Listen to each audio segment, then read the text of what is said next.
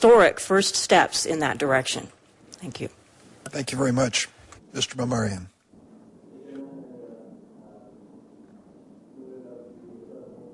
If you would please, thank you. I welcome this opportunity to speak on the important matter of internet freedom, and I hope that our efforts help people around the world to have more access to internet, more access to information via the internet and the other means of communication. I'm a journalist and a senior researcher for the International Campaign for Human Rights in Iran, an independent non-profit that monitors Iran's compliance with international human rights standards. In 2004, I was arrested by the Iranian security forces, and I was held in a prison in a solitary confinement.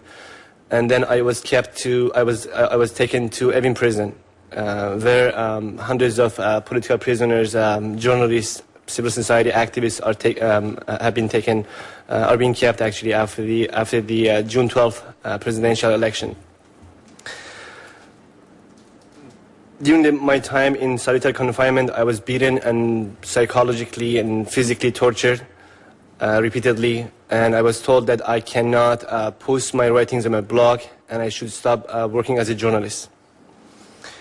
There was no actual crime in my case. I was arrested and abused for using the internet to share information. Just last year, the blogger Omid Mirsayafi died in detention. When I moved to the United States in 2005, I learned that my website had been shut down.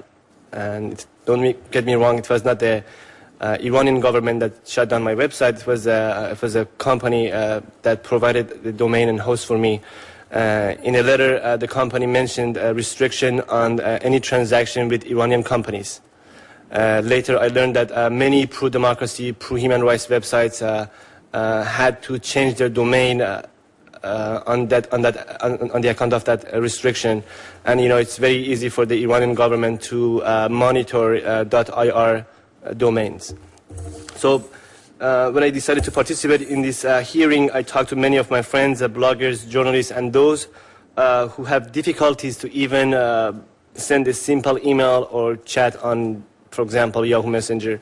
Almost all of them believe that any kind of support to give Iranians more access to the internet is supporting human rights and democracy in the country, supporting security in the Persian Gulf region, and more importantly, saving the lives of many people who are threatened by restrictions on information that allow the Iranian government to operate behind closed doors as it violates their basic rights. As a journalist and a human rights defender, I would like to stress the importance of applying standards in a balanced, not political way. Not only Iran, but numerous other countries violate their right to access the internet, as the other people today mentioned. And the United States should support compliance across the board. Otherwise, the charge of holding double standards will stick. So, with that in mind, I would like to make 4 main points in my testimony this morning in relation to global internet freedom. First, modifying the U.S. sanctions on Iran. Certain sanctions or interpretations of these sanctions have seriously damaged the ability of Iranians to access the internet and need to be modified. All mass market software that is useful for publishing, communications, and education should be exempted from the sanctions. A second is the European companies who still sell surveillance or censorship technology to the Iranian government need to be exposed and face sanctions.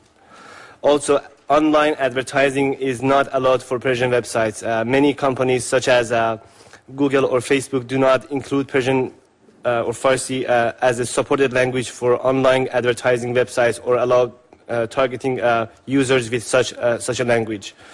Also, funding is needed to allow hiring a limited number of web developers in Iran. Many of the small activist groups need to hire developers to build their websites.